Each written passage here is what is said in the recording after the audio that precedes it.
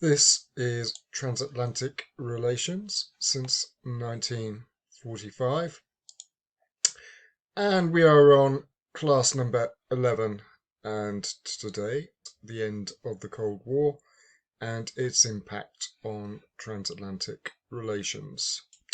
And on this slide, we have an introduction where I'm just sort of recapitulating some of the things that we mentioned in the last class. So we talked about this period in the early 1980s, which has often been labelled as a new Cold War or a second Cold War.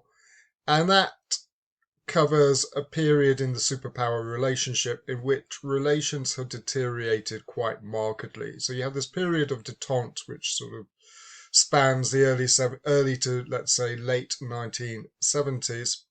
Detente, as we've discussed, sort of unravels for various reasons in the late 70s, and we enter into this new phase of the Cold War.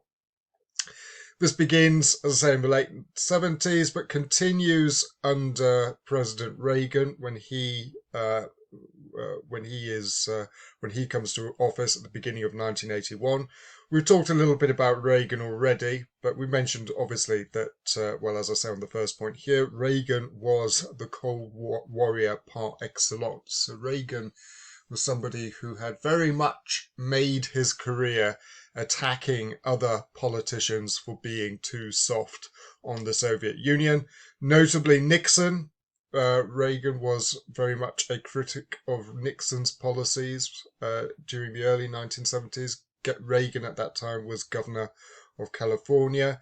Again, as we've discussed, he sort of contested the Republican nomination for president in 1976, very narrowly lost to Ford, and then went on to win it in 1980 and become president.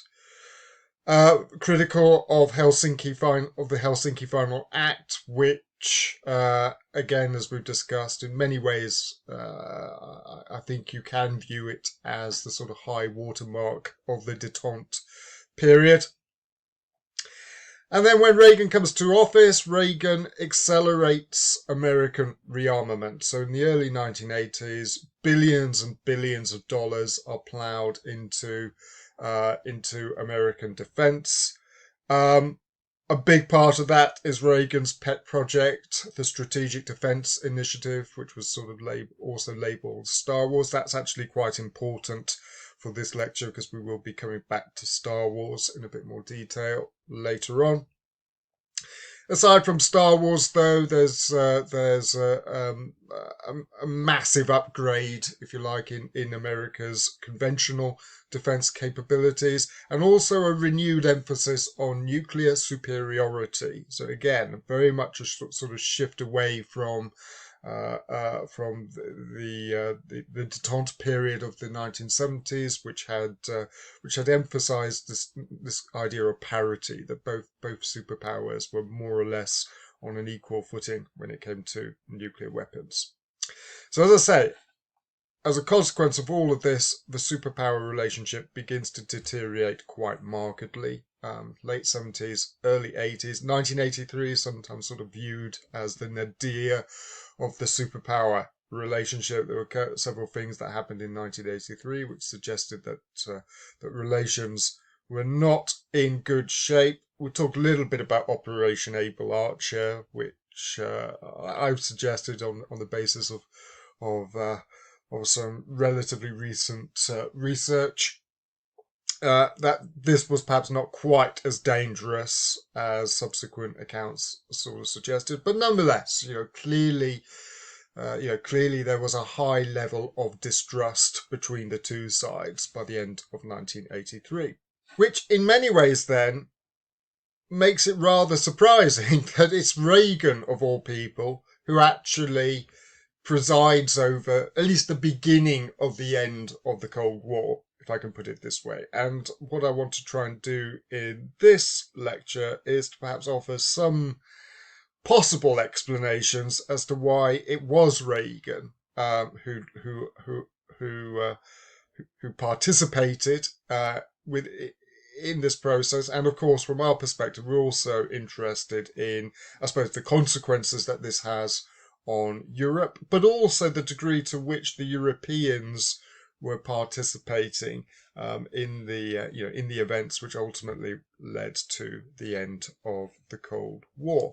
Now, when thinking about the various explanations which have been proffered for the end of the Cold War, I think you can kind of group them into two distinct categories. I don't think they are mutually exclusive, by the way, but for the sake of simplicity, I'm going to just put them into these two groups. The first group are those which focus on the Soviet Union and the internal problems that it was suffering.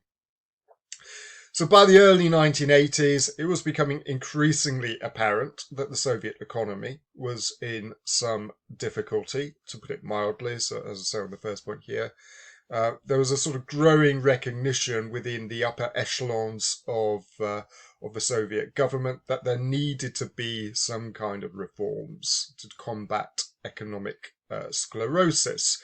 Now, actually, this growing recognition, if you like, in some ways actually predates Gorbachev. In fact, actually, Gorbachev was a protege of Andropov, and Andropov, despite being something of a hardliner, Andropov, who I think, if I recall correctly, was the Soviet ambassador to Hungary in 1956, and he played quite an instrumental role in promoting, I suppose, the Soviet Union's military intervention, very bloody intervention in Hungary in 56. By the early 80s, though, Andropov is among these figures who feels that that change is needed. The problem, though, is Andropov just isn't there for very long. He dies, I think within about 18 months of becoming leader. But in that time, he does initiate several relatively significant reforms. There's an anti-corruption reform and things like that. Anyway, Andropov sort of passes from the scene. There's a brief sort of interim period when Konstantin Chernenko takes over, but he is severely ill, even as he becomes leader of the Soviet Union. So he is very much seen as a sort of placeholder, and then finally there's a sort of minor tussle, I suppose, after Chernenko leaves the scene, but finally the Politburo decide that they want a reformer, and Mikhail Gorbachev, we'll talk more about him in a moment, becomes General Secretary of the Communist Party of the Soviet Union. And it's Gorbachev who unleashes a set of reforms in the mid to late 1980s in the Soviet Union, and the reforms are sort of come under two headings. One is referred to as perestroika, which my Russian friends tell me roughly translates into restructuring. And these were, if you like, the sort of economic reforms that Gorbachev initiates.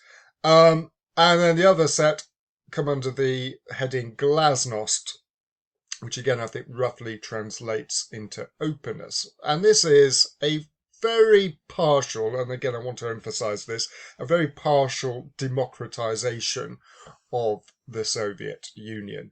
And again, we'll talk a little bit about what Gorbachev was hoping and trying to achieve in a moment. And then as a final point, generational change, emergence of Gorbachev. Again, we'll talk a little bit about that. But all these sorts of explanations say that the Cold War ends because of what is happening inside the Soviet Union itself. And generally speaking, I think those who sort of subscribe or put the emphasis, let's say, on these sets of explanations, they want to give the plaudits to Gorbachev. They say essentially it's Gorbachev's, it's Gorbachev's handling of what is happening in the Soviet Union and his foreign policy decision making as well, which brings the Cold War to a conclusion. The external explanations then, and this would put the emphasis on things that are happening outside the Soviet Union. As I say, I don't think these are these are sort of mutually exclusive. I think actually probably most historians would acknowledge that, both the internal and the explanation, the internal and the external explanations all play a role in the ending of the Cold War. I guess the question then is where do you put the emphasis? Very briefly though, the external explanations would say it's all down to what is happening in the sort of wider international environment, particularly the policies that the Reagan administration were pursuing in the early 1980s, essentially the arms race, or essentially American rearmament, putting pressure on the Soviets, and the Soviets unable to sort of respond effectively to this, and therefore being compelled to try and reduce tensions with the United States. And the foreign and security policies that the Soviet Union pursuing in the mid to late 1980s as being, if you subscribe to this view, as being a response to American policies. And the final point there, weight given to competing explanations reflect the sort of political views of many of the participants. So conservatives very much want to sort of elevate Reagan and portray him as the guy who effectively ends the Cold War. Those perhaps more on the liberal side would, as I say, want to give Gorbachev the plaudits. For what it's worth, I mean, in at least one book that I've read on America's National Security Council,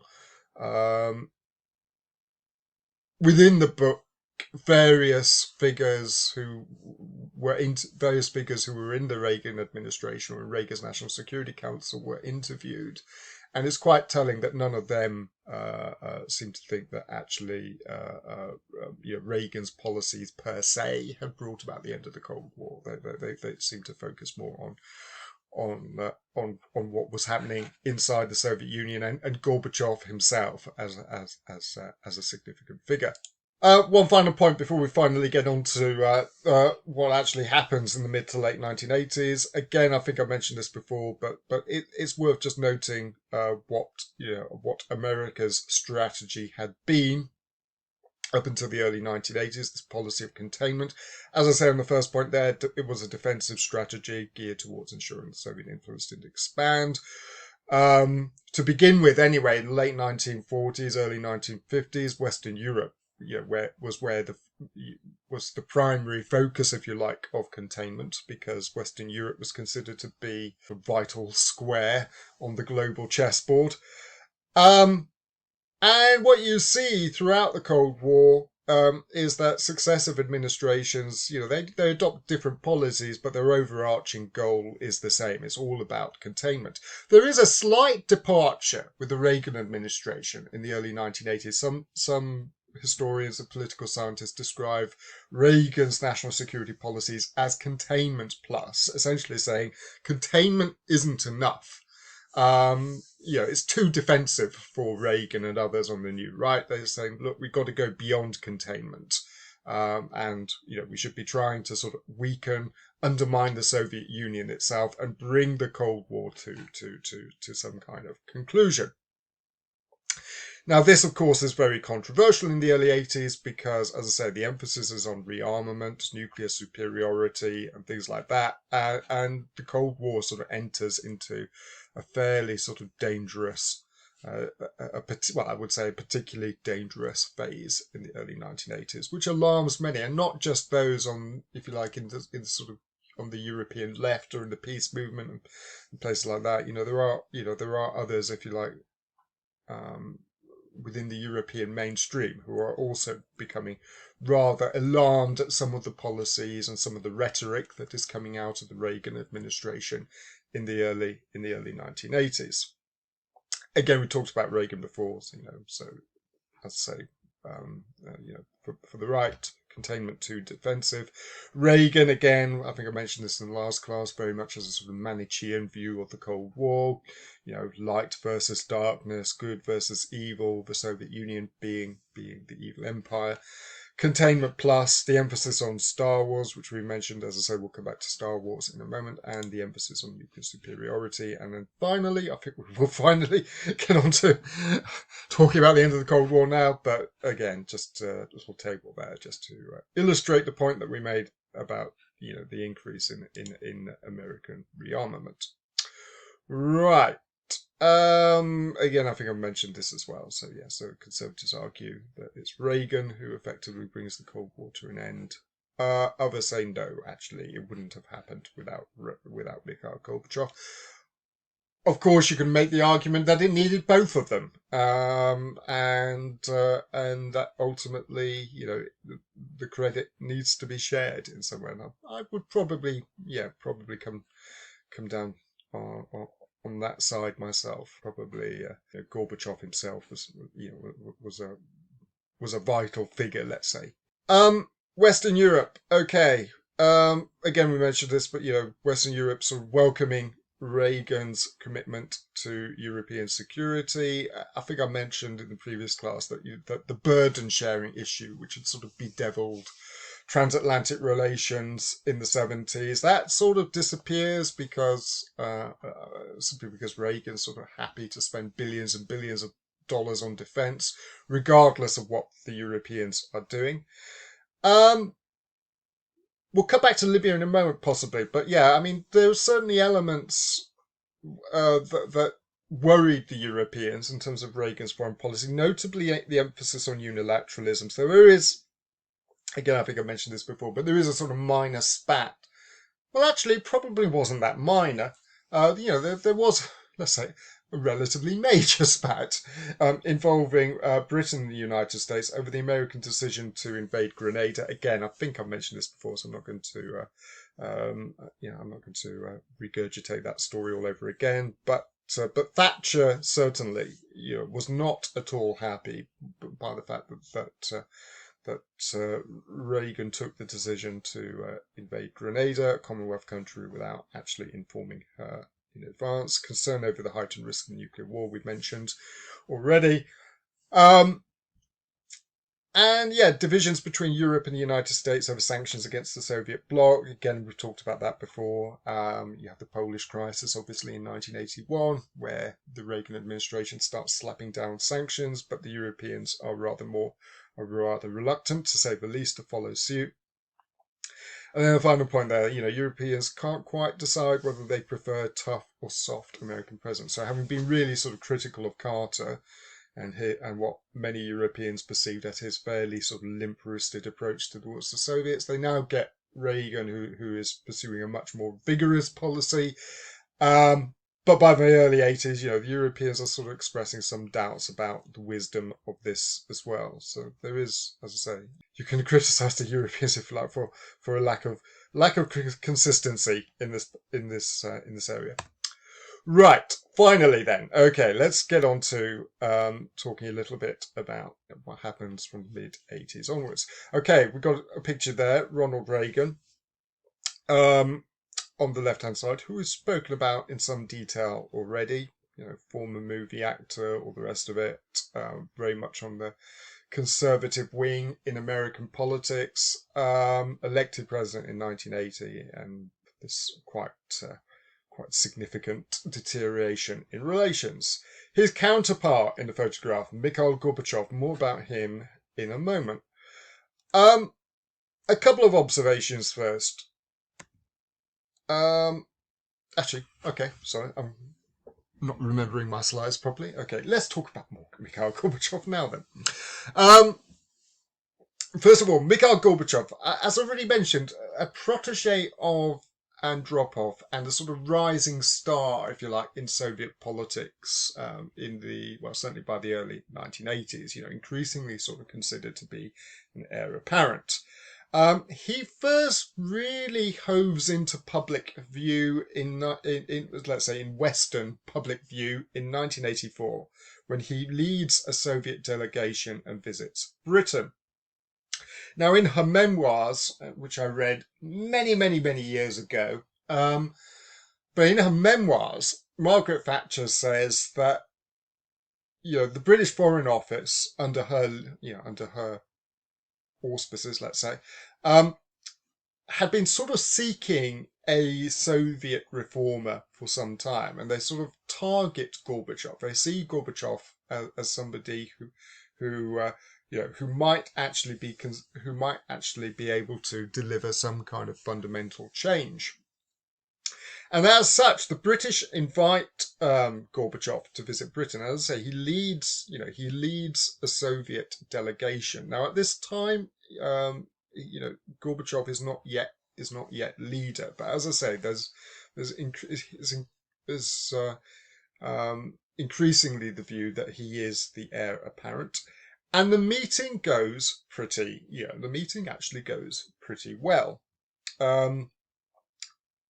And at the end of it, there's a press conference, and Thatcher famously says, "At last, I found a communist with whom I can do business." So Thatcher effectively giving her seal of approval to Gorbachev. And actually, I think this is quite important. And we'll come back to Thatcher in a bit more detail in a moment. But it's Thatcher who, as I say, sort of elevates, well, I say Thatcher, but she is at least partially sort of responsible for elevating Gorbachev onto the world stage. Interestingly, I'm just going to go off on a slight anecdote. But yeah, interestingly, it must have been a few years ago now, but the former British Foreign Secretary and Defence Minister Malcolm Rifkind visited Krakow. And he was sort of giving, I can't remember exactly what he was talking about even, but he was giving a sort of general sort of discussion about British foreign policy. And then there was a sort of question and answer session at the end. And somebody who obviously was better briefed than I was asked him about the 1984 meeting, because apparently Rifkind was at that time a junior Foreign Office minister, so he wasn't right at the top of the British cabinet, where eventually he would be, but at that time, he was in the British Foreign Office, and he was apparently in attendance, and he was asked about the meeting, and he was asked specifically about what Gorbachev was like and his impressions of Gorbachev. And Rifkin's answer was that he and I suppose others in the Foreign Office could see that they were dealing with a very different type of Soviet leader. What they were accustomed to was sort of grim-faced Soviet apparatchiks sort of visiting, reading in a sort of monotone voice, prepared statements in an unsmiling fashion. What was different about Gorbachev, according to Rifkin, was that he had a sense of humour. He smiled, he laughed, he joked, and he was personable in a way that somebody like Gromyko, the veteran Soviet foreign minister, was not. And that apparently sort of made quite a big impression. That this, as I say, this was, there was a general feeling that, actually, we think this guy might actually be able to do something. Gorbachev himself. Okay, a couple of points here. I've come across quite a good little article talking about, not talking about Reagan, Thatcher and Gorbachev and those sort of leadership styles. But a couple of points that the article made. First of all, I mean, this is, I think this is quite well known, but the thing that sort of sets Gorbachev apart from certainly his immediate predecessors is that he is a relatively young man. Obviously, we're talking 2021 now, or almost 2022, and he's still with us. So Gorbachev at that time was a relatively young man. I think he's 54 when he becomes Soviet leader. By Soviet standards, a baby compared to Brezhnev at the end, and then Andropov and Chernenko, and of course, even by current standards, fairly young man, given that we've got Joe Biden in the White House and Donald Trump before him. So relatively young. He is also the first Soviet leader for whom the Great Patriotic War, as the Soviets describe it, so the Second World War, was not, if you like, some sort of massive formative experience. You think about Khrushchev, who'd been right in the middle of Stalingrad, and others as well who'd sort of, if you like, won their spurs during the Second World War. Gorbachev was just too young. He'd been a child during the war. That's not to say he was sort of completely unaffected. He had, like every other Soviet family, he had family members who'd disappeared or been injured or crippled as a result of the war and all the rest of it. But obviously too young to have sort of directly participated in any of the fighting or anything like that. So the war isn't this sort of searing experience for Gorbachev in the way that it is for many other Soviet leaders. And I think that's important in terms of his own sort of worldview. The other thing to say is sort of Gorbachev himself. I mean, he comes from a very sort of poor, I think, rural background, and sort of reflection of his own talents that actually he sort of, if you like, he sort of escapes from his, from his village and goes to university, becomes a lawyer and all the rest of it, and sort of begins his fairly rapid ascent through the ranks of the Communist Party. So he is very much, if you like, a sort of self-starter and somebody who is able to sort of overcome some of the barriers. The other thing to say about him is that he sort of comes of age politically in the 1950s, mid to late 1950s. As a young man, or I can't remember, he might have even been a teenager. But this is the period of sort of de-Stalinization. This is the period where Khrushchev is sort of giving his secret speech denouncing Stalin and all the rest of it. And, for a brief moment at least, Khrushchev is seen as a possible sort of reformer. Never quite lives up to his up to expectations. But you can imagine that this period would have made quite a big, quite an important impression, if you like, on the young Gorbachev. Anyway, comes through the ranks, and increasingly, Gorbachev is among a group of reformers, people who think that actually what is required for the Soviet Union is sort of systemic change. That tinkering at the edges isn't going to be enough. That something much more fundamental is needed. And apparently, on the eve that he becomes leader, Gorbachev says to his wife, "Look, we can't go on like this." Saying, "Look, something is actually going to have to change." The other part of the context, of course, is the increasing problems that the Soviets were experiencing in their empire in Eastern Europe. Again, nothing new. We mentioned the German uprising in 1953, Hungary 56, Czechoslovakia 68, Poland 1981.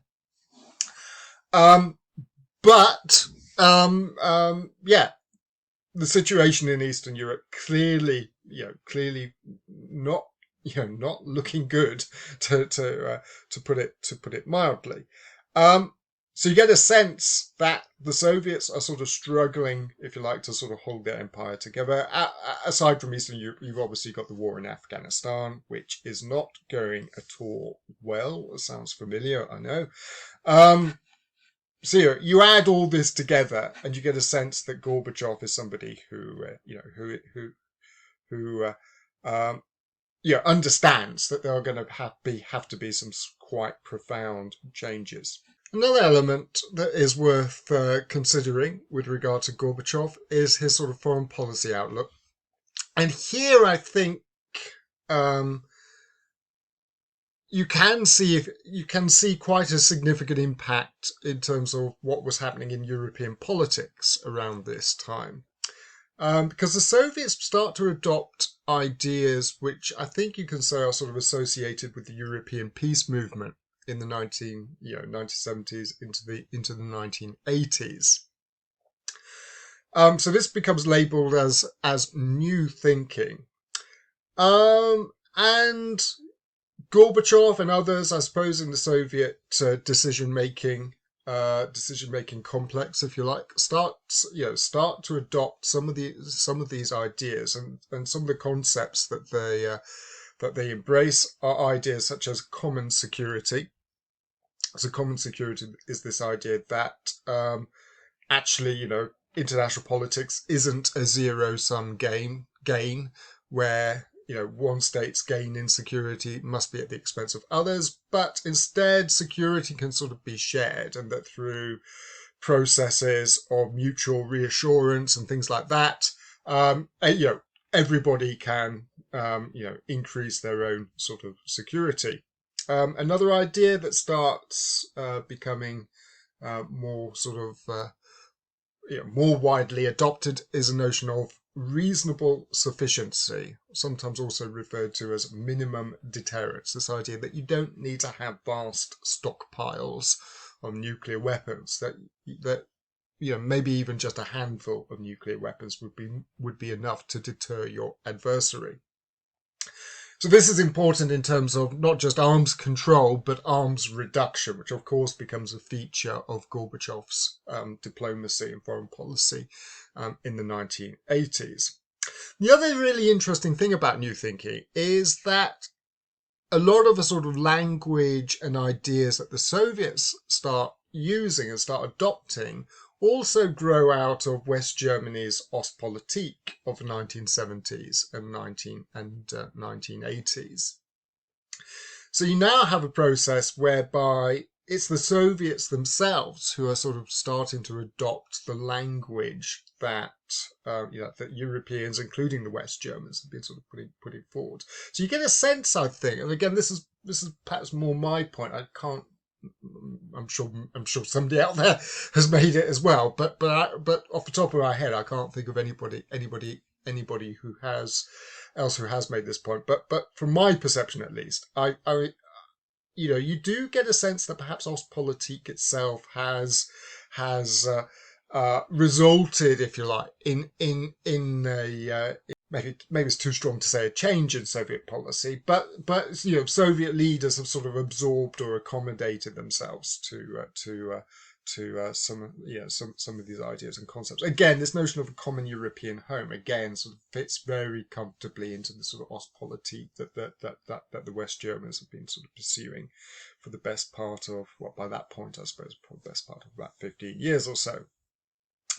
The other interesting thing about all of this is the final point. I'm not going to labour it right now, but it does, as I say there, sort of coincide with the rebirth of the European idea in the 1980s. What I mean by that is if you look at the history of European integration, in some ways, so I hesitate a year, but in some way, often anyway, the 1970s is sort of characterised as a sort of lost decade when it comes to European integration, in the sense that you don't see very sort of profound reforms. In some ways, I think this is slightly misleading. I think more actually happens in the 1970s than is commonly acknowledged. You do get stuff like European, like that.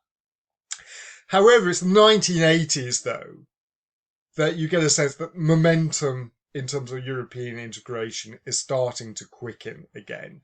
Notably, you have the Single European Act, which is signed in the mid-1980s, which basically paves the way for the establishment of a European single market, and then creates the conditions whereby you see the establishment of the European Union at the beginning, or at least certainly by the mid-1990s.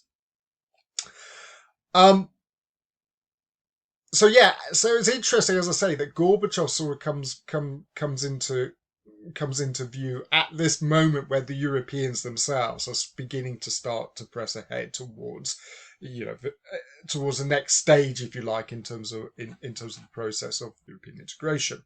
Right, that's the Soviets, Gorbachev, and the European context. Let's shift the focus back onto Reagan for a moment. And as I said, there's a sort of paradox with Reagan.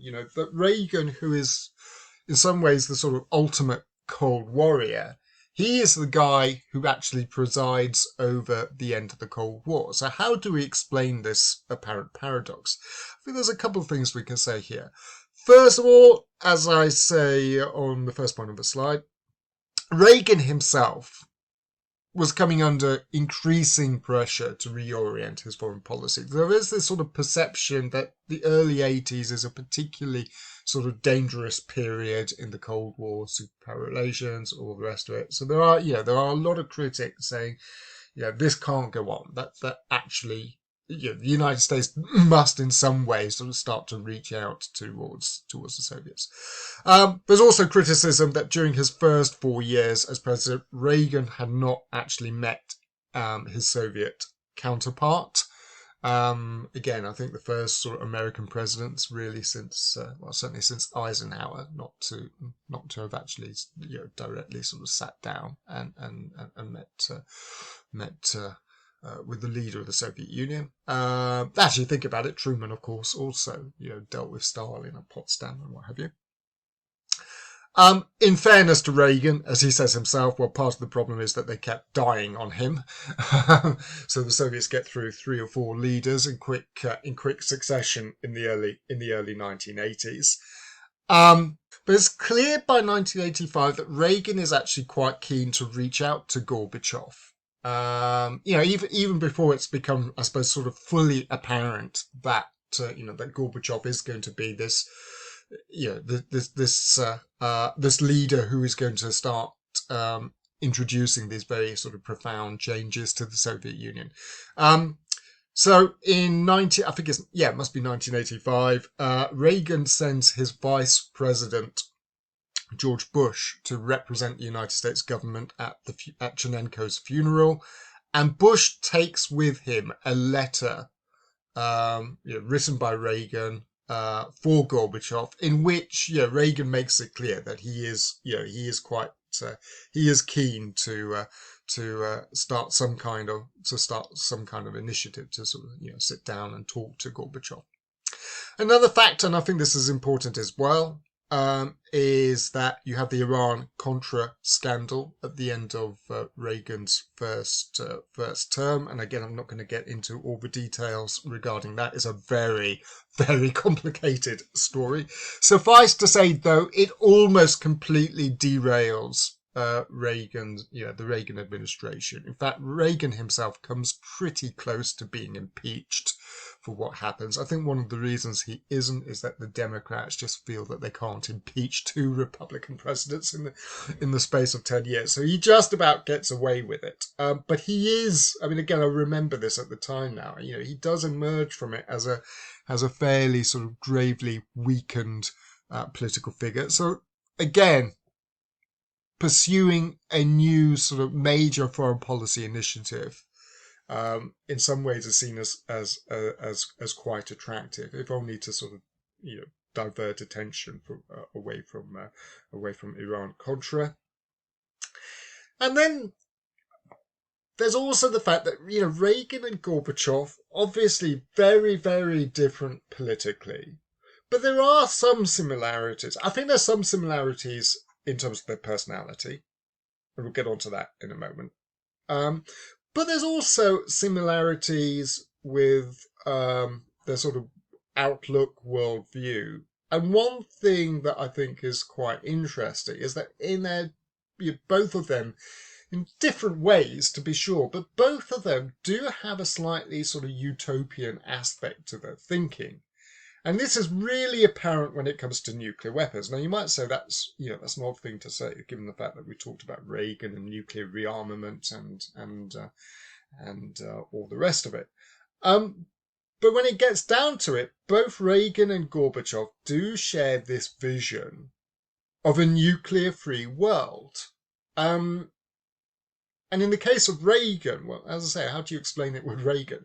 Well, one of the reasons why Reagan is so passionate about the Strategic Defense Initiative, Star Wars, is that he thinks that if you build this kind of super duper missile system, it will basically sort of neutralize nuclear weapons, and will sort of create the conditions where you could finally get rid of these weapons. Now, Gorbachev wants nothing to do with with Star Wars. And again, we'll come back to this. But he does nonetheless, he too thinks that it might be possible to get to a point where through diplomacy and things like that, you will actually be able to achieve a nuclear-free world. So there are some similarities, between them, despite their obvious differences as well. Which brings us on to superpower symmetry. And again, there's an irony here, because Reagan is the guy who sort of made his name in American politics, savaging his predecessors for having been too willing to negotiate with the Soviet Union. But what you see, paradoxically again, that during Reagan's second term, he basically, his administration embarks upon a series of very, very intensive negotiations with their Soviet counterparts. And we have here a photograph of Reagan and Gorbachev meeting at Reykjavik, and we'll talk much more about Reykjavik in a moment. But it's not just Reykjavik. As I say, there's a series of meetings involving both sides in the from the mid to late 1980s. Actually, sorry, we'll come back to that slide in a moment. Okay. Let's do this one first. So as I say, superpower symmetry. So met 5 times in the last 4 years, and there are similarities with Nixon. And again, the irony here is that Reagan is one of the guys who had been very critical of Nixon's détente policies, and yet Reagan, mid to late 1980s, is now embarking upon his own version of détente.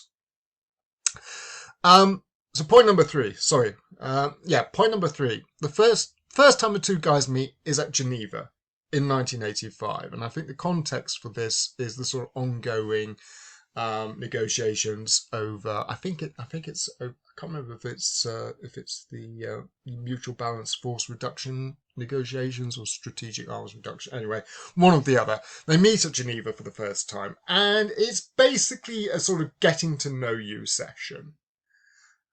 But the meeting goes surprisingly well. Reagan turns up at Geneva, meets with Gorbachev, and to the surprise of both men, they realise that, go back to the point I previously made, they realise that actually they do have some things in common. Reagan, who's been so critical of communism and communist leaders for decades, he finally meets one face to face. I'm not sure if it was the first time he had, but anyway, he meets Gorbachev for the first time face to face. And, he realizes that the Soviet leaders don't have 3 heads and tails or whatever. That Gorbachev is basically, he's human, as I say. He has charm, as does Reagan. And they, as I say on the slide there, they do establish a sort of rapport with one another. And I think they both recognize that the other side is serious. And in that sense, I think Geneva is quite important. I think until Gorbachev actually sits down with Reagan and speaks to him face to face, I think the Soviets sort of regard Reagan as something of a lost cause. They think there's no way they can negotiate with Reagan or the Reagan administration. They think that the Reagan administration is just going to be far too hardline, too unwilling to engage in this process. So initially, at least, Gorbachev is sort of concentrating on the Europeans. And again, it's quite striking that his first high-profile meetings are with the Europeans. We mentioned the meeting with Thatcher earlier. He also meets with Mitterrand as well, shortly after he becomes leader. And again, the meeting between Gorbachev and Mitterrand, the French president, goes pretty well. And Mitterrand, and we've mentioned this before, Mitterrand's own sort of relations with the United States and Reagan are also pretty close at the stage. So Mitterrand actually visits Reagan, and he too passes on the message, a similar message that that Thatcher has also passed on. That says, look, we think this guy is serious. We think actually, yes, potentially there is a leader with whom we can do business. So as I say, initially I think the Soviets are sort of, their focus is on the Europeans because, as I said, they've sort of given up on the Americans. At Geneva, though, Gorbachev meets Reagan and he decides, as does Reagan, that yeah, the other side is serious, that actually we can sort of, we can actually sort of work out. And they do agree to a follow-up meeting. And the Soviets suggest that perhaps it should be with a NATO country. I think London is at one point proposed, but anyway, they eventually decide Iceland, Reykjavik, which brings me back to the previous slide. I'm sorry, I've got these in slightly the wrong order. But this is Gorbachev to his chief foreign policy advisor, Chernyov. If we fail, then we can say, look, here's what we are prepared to do. We must place strategic weapons, not strategic testing, as the top priority of our push and breakthrough position. Strategic weapons concern everybody, most of all other issues. And we must emphasize that we are proposing liquidation of nuclear weapons, which we've already discussed with the President in Geneva. The talks must be devoted to precisely this goal. Now, there's a couple of ways, I suppose, of interpreting this. As I say, this is sort of internal Soviet deliberation, but which has come out. It's cited in an article by Cooper. And as I say, there's a couple of ways of interpreting this. One is that, again, we're back to the sort of zero nuclear weapon option, and this sort of suggests that Gorbachev, as I say, that Gorbachev is sort of committed to, or at least sort of shares this view that this is a possibility. The more cynical interpretation, though, is that Gorbachev is saying, look, let's go to Reykjavik, and we will propose this. And when the Americans inevitably object, we can basically sort of put the blame on them. Say, look, we turned up at Reykjavik in good faith, but we met this wall of opposition, and therefore, we can say to the Europeans, look, we're not the problem. It's the Americans. So there is, as I said, there's a sort of more cynical way of viewing this. Reykjavik, though, is interesting because on the American side, they sort of view Reykjavik as basically a sort of follow-up meeting to Geneva, but then again, they're not expecting to sort of sit down and have substantive negotiations with their Soviet counterparts. So they are sort of somewhat taken back when the Soviets appear and they've got all these very sort of detailed policy proposals. And suddenly, Reagan and Gorbachev find themselves sort of seriously negotiating. And again, to cut a long story short, what essentially, they find themselves almost agreeing to is that Gorbachev and Reagan say, okay, let's basically dismantle our entire arsenals of strategic nuclear weapons. Gorbachev suggests this. Reagan sort of takes him seriously, and they come perilously close, as I say, to basically an agreement which would have involved virtually anyway comprehensive nuclear disarmament. The whole thing, though, basically sort of founders over Reagan's insistence on the Strategic Defense Initiative. Reagan says, look, I'm not prepared to give up Star Wars. Gorbachev says, you're going to have to. And this brings me back to a point I made last week. The Soviets are utterly obsessed with SDI.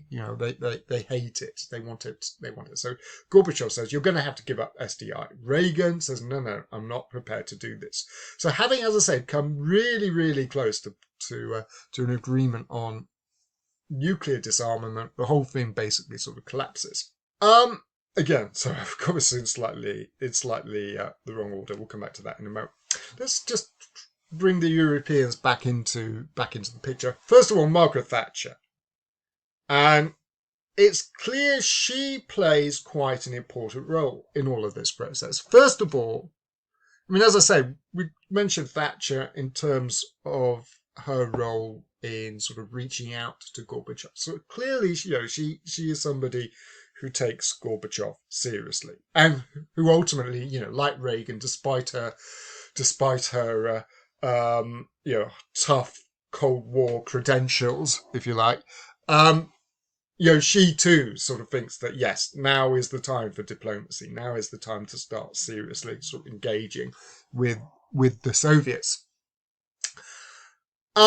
The other thing to say about Thatcher is, I mean, we talked about the sort of special relationship and her relations with Ronald Reagan, which I think were sort of unusually close, even for a British Prime Minister and an American president. And it's kind of clear that Thatcher herself and the British government are quite involved in the process. And again, you could argue that this is a sort of good example of the special relationship at work. I mean, I think the British are sort of given a sort of privileged status that other countries, including France, weren't. So Reagan and Thatcher, they are in contact with one another right up to the summit. Thatcher is sort of offering her own advice. One of the things she suggests to Reagan is that the Americans sort of make a promise that the Strategic Defence Initiative won't go beyond the laboratory. So, in other words, they'd focus on the sort of research, but they wouldn't actually go putting together, if you like, a sort of prototype or anything like that. It's not entirely clear how receptive Reagan is to this advice. But yeah, Thatcher is sort of involved in the process. But and going back to what we said earlier about this idea of a nuclear-free world. I mean, this is where you do see a fundamental difference between Thatcher and Reagan, and I suppose also between Thatcher and Gorbachev. Thatcher basically does not think a nuclear-free world is possible. She says that, doesn't Reagan understand you can't uninvent this technology? Nuclear weapons are here to stay.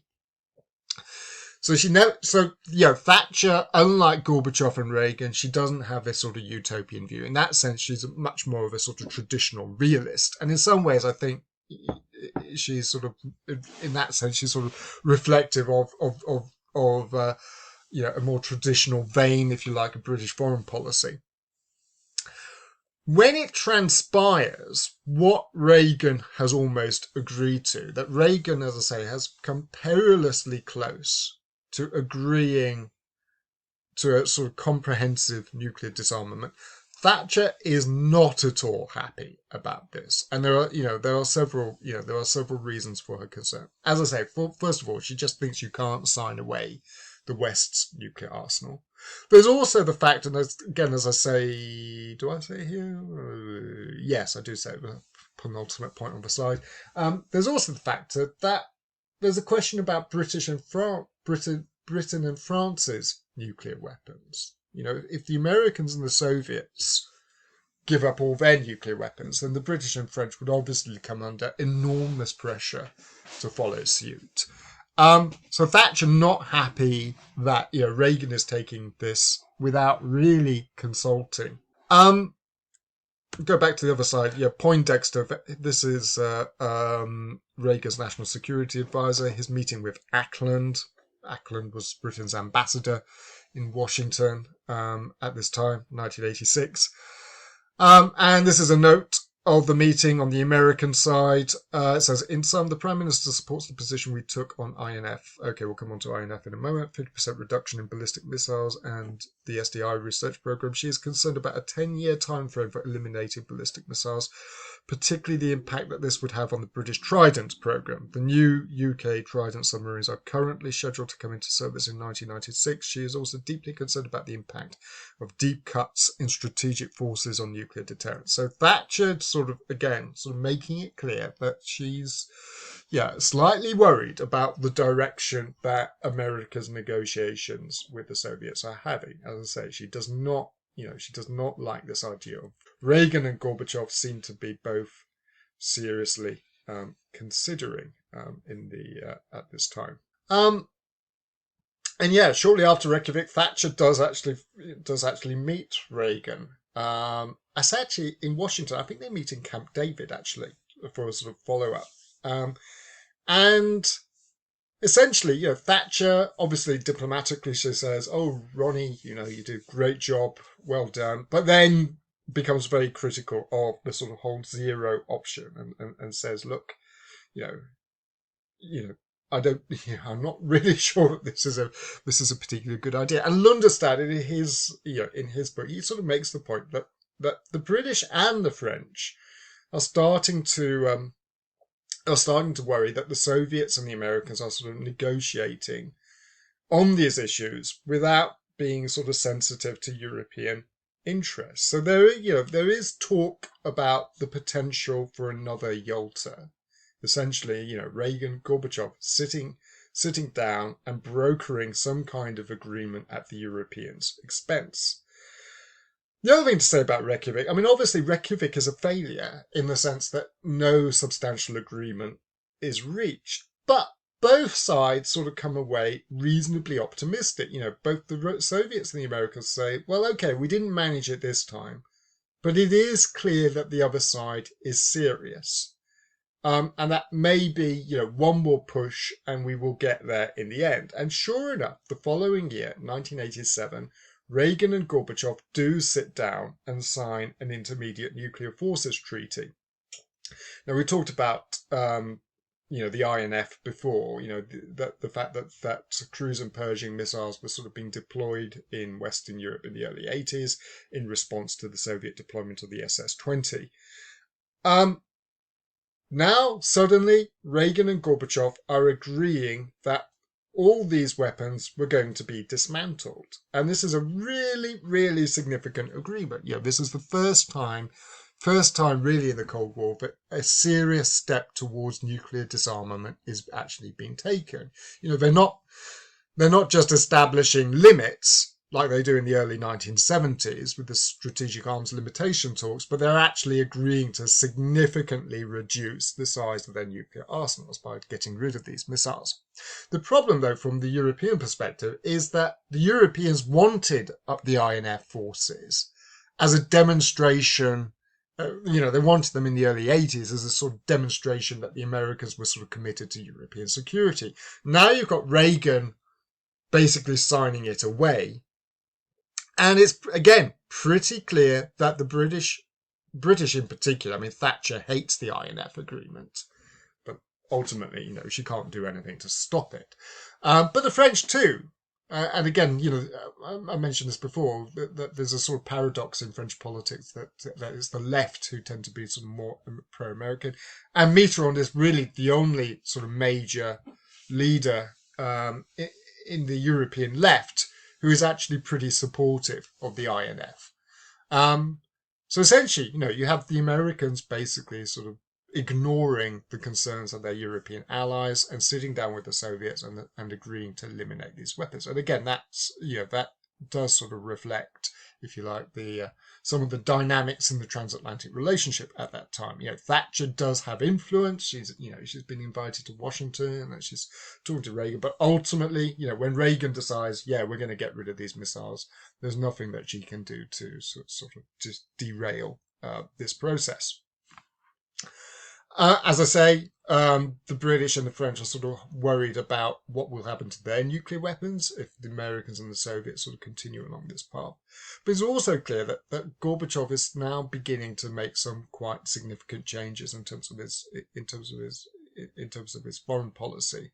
One indication of this, 1988, so this is obviously the following year, but 1988, Gorbachev finally takes the decision that it's time to withdraw from Afghanistan. Moving on then, 1988, obviously also a presidential election year, and it is Reagan's vice president, George H.W. Bush, who finally wins this election. And Bush, an interesting character. In many ways, Bush is the sort of quintessential insider. In fact, I think he's been described as the sort of insider's insider. Bush has done just about every big job there is to do in terms of in the American government, in terms of national security. He's been sort of ambassador to China. He's been vice president. He's been head of the CIA. He's done all these sorts of jobs. So yeah, he is somebody who has an immense amount of experience in terms of foreign policy, national security, as well as obviously sort of more generally in American politics. As I say, he succeeds Reagan at the beginning of 1989. Now, here I think it's quite interesting. I mean, I've sort of mentioned Thatcher and her skepticism about Reagan's ideas about a sort of nuclear free world and things like that. The other thing is worth noting is that actually many of Reagan's advisors are much, much closer to the British view than to Reagan. And I think it's fair to say that George Bush himself is rather sort of closer to Britain on this issue. So there is a fair amount of concern, let's say, within the Reagan administration about what Lundestad describes as the love fest between Reagan and Gorbachev. There's a feeling that perhaps Reagan has got a bit too carried away with Gorbachev, and that it's sort of time to sort of rein in things. So if you like, a sort of more cautious and a more sort of conservative, small c conservative, I should say, small c when it comes to foreign policy anyway. A small c conservative administration comes in at the beginning of 1989. And I think, they are quite sort of keen to sort of downplay some of the significance of what has happened before. So Brent Scowcroft, who is Bush's national security advisor at the beginning of 1989, he states quite explicitly, the Cold War is not over. So essentially saying, yes, we've had this period of, a new period of détente, but fundamentally, the Soviet Union is still there, Eastern Europe is still occupied, the Cold War is still sort of very much up and running. So again, perhaps putting some distance between themselves and the Reagan administration. I mean, Reagan visits Moscow in 1988, and he's asked about whether or not the Soviet Union is still the evil empire, and Reagan is quite clear of this. He says, no, that was a different time. Things have changed. Well, you could argue that the Bush administration, when they come in, they say, well, actually, not that much has changed. Fundamentally, the Cold War is still very much ongoing. And their view of Gorbachev, again, much more, if you like, sort of skeptical than perhaps Reagan's had been. Their argument is that, their argument is that Gorbachev has been sort of great when it comes to public relations and all the rest of it, and he's very good in dealing with the press and all the rest of it. But their argument is that fundamentally, actually, not much has changed. Not much has changed fundamentally in terms of the Soviet Union's foreign policy. And if you like, the main factors which have resulted in the Cold War, these were still very much in place. And I've seen at least one article suggests that the Reagan administration begins to embark on this policy of testing. Testing for Soviet Union. And apparently this is a policy that's sort of devised by Condoleezza Rice, who at that time is on Bush's National Security Council. Later on, she would, in the administration of George Bush's son, she would become National Security Advisor and eventually Secretary of State. At this time, she's a more sort of junior figure, but a specialist on the Soviet Union, and she basically advocates this policy of testing. She says, "Okay, let's see how far the Soviets are. Let's see how serious the Soviets are when it comes to these issues." And the key area, as far as they're concerned, is Eastern Europe. We're going to talk much more about German unification in the next class. But here, of course, we can see a picture of the Berlin Wall coming down, November 1989. We'll come back to that in a moment. But yeah, for senior people in the Bush administration, the key area is Eastern Europe, and they're essentially saying, right, if you are serious, if you really want to demonstrate that something quite profound has changed, essentially, their argument is that you are going to have to sort of loosen your grip on Eastern Europe. Now, again, as we mentioned, several times in passing already, the Soviets were experiencing some quite acute problems in their empire in Eastern Europe. You had the situation in Poland, introduction of martial law, things like that. Again, we mentioned, the withdrawal from Afghanistan, which is an indication that Gorbachev is sort of willing to make some fairly tough, if you like, sort of foreign policy decisions. And then in December 1988, Gorbachev gives a speech to the United Nations General Assembly.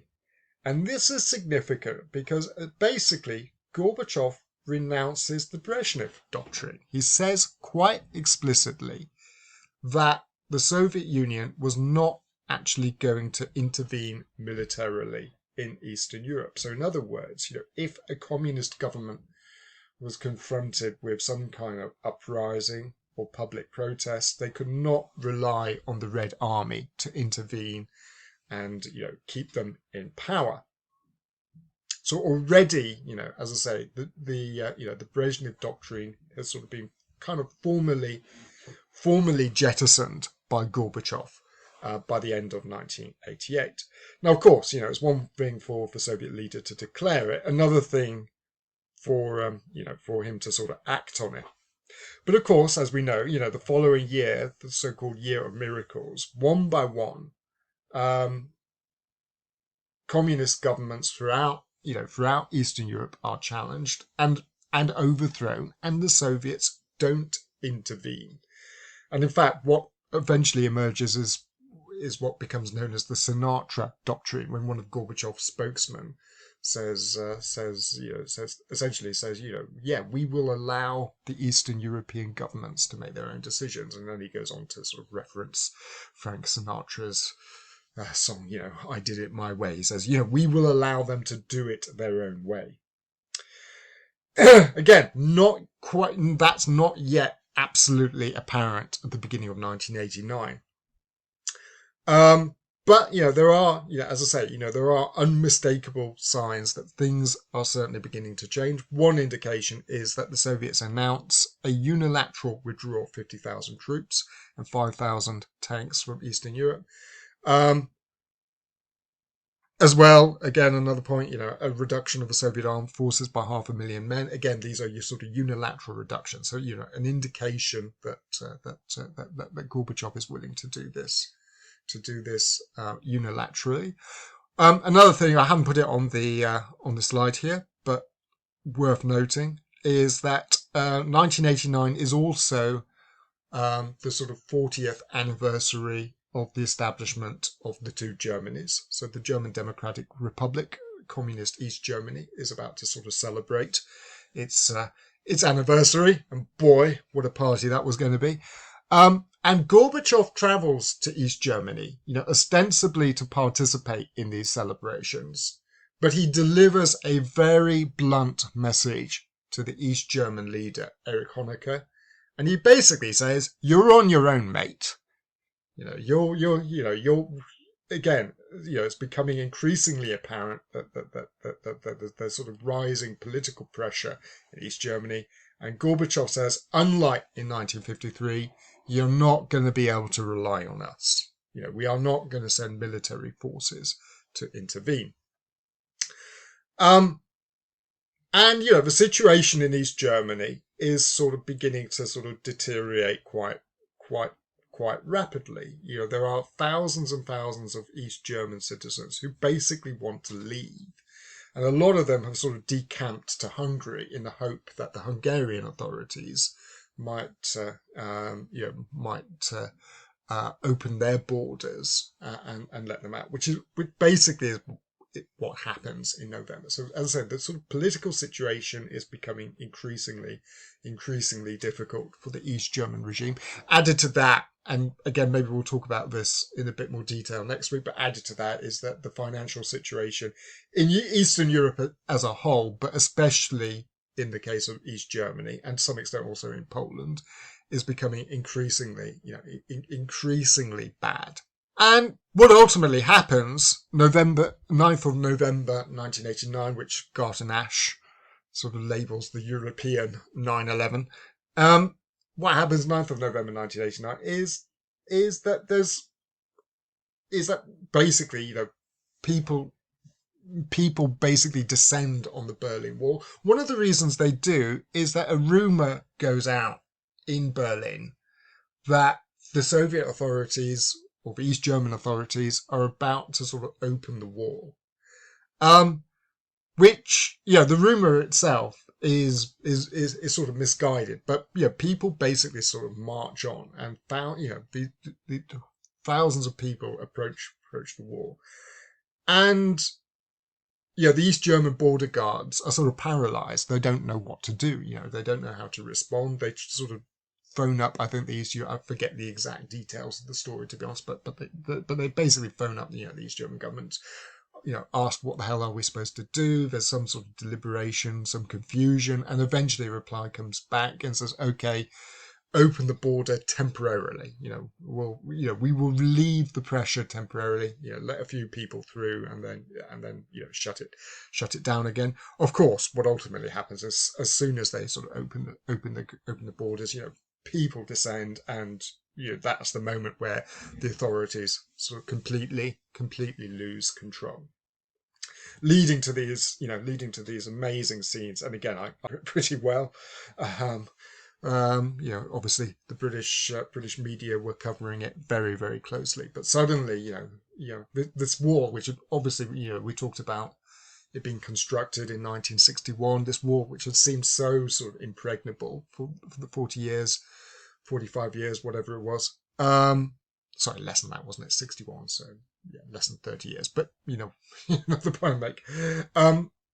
Suddenly it comes down. Suddenly there are people climbing on it. Suddenly chunks of the wall are being dismantled. And as I say, that's the moment where it's clear that the communist authorities have lost control. In Poland, I forgot to mention Poland, but summer of 1989 is the time of the round table talks, and the Polish authorities agree to allow for an election in which Solidarity, a non-communist party, is allowed to participate, and in the seats that they are allowed to contest, Solidarity sweep the board. I think I'm right in saying there's only one communist seat which is actually elected, but the rest fall into the hands of Solidarity, which allows for the first time in Eastern Europe a non-communist government to come to power under Mazowiecki, who becomes prime minister. Now, Solidarity agreed to a sort of power sharing arrangement with the communist authorities. So Jaruzelski remains Poland's president, but as I say, for the first time there is a sort of non-communist government in Poland in 1989. So all these events, suggest that the communists are sort of losing their grip, and obviously, what starts in Poland spreads to Czechoslovakia and other Eastern European countries, and it sort of culminates, as I say, with the fall of the war. Other Eastern European leaders, including Ceausescu, who comes to a pretty brutal end at the end of the year, also fall, and within a matter of weeks, the Soviet Empire in Eastern Europe has sort of collapsed. But that sort of raises a whole host of questions, and one of the most fundamental, and we'll come back to this in the next class, is the future of the two Germanies. Now that The communist regime in Eastern Europe has collapsed, and there's an election in the German Democratic Republic, and the Christian Democrats sort of sweep the board there. So you have two, if you like, sort of Christian democratic governments in the two Germanys certainly by the beginning of 1990. So what are you going to do about the two Germanys? I would say that unification was at this stage far from certain, but we'll talk about that in the next class. Then there's a question of NATO. Now that the Cold War was over, what was NATO's purpose going to be? In fact, did you even need to have NATO? And again, we'll come back to that. Would the United States sort of maintain its commitment to Western Europe's security, or would it basically sort of lapse back into a policy of isolationism again now that the Cold War was over? And one final point, end of the Cold War underlined how little influence Europeans had when it came to influencing the superpowers. Again, I think we might come back to that a little bit in a bit more detail when we talk about the process of Germany's unification in 1990. But essentially, Thatcher enjoys close relations with Reagan, and yes, she is sort of participating in some of the conversations and all the rest of it. But fundamentally, when it comes to it, it's Gorbachev and Reagan who are sort of decide between themselves what Europe's future is going to be. And if you like, the sort of Europeans play a relatively marginal role in this process. And as I say, German unification can almost be sort of used as a case study to sort of underline, as I say, sort of come back to that point in the next class. On that note, though, I think we will finish there.